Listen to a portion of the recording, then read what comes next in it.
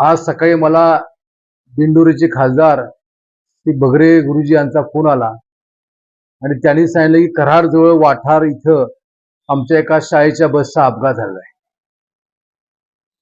त्यानंतर मी माझ्या सहकार्यांना पॉटर स्कूल कराड आणि कृष्णा हॉस्पिटल पाठवलं. तिथली एकंदर परिस्थिती बघितली. एक 3 मुलांची परिस्थिती थोडी चिंताजनक दिसते. पॉटर हॉस्पिटल जी मुलं होती त्यांच्यावर प्रथमोपचार करून त्यांना पुन्हा शिफ्ट केलेलं आहे. मी ही सर्व माहिती खासदार बगरे सरांना दिली आणि त्यांना सांगितलं की इथं कुठल्याही प्रकारची मदत लागली तर ती त्या ठिकाणी केली जाईल.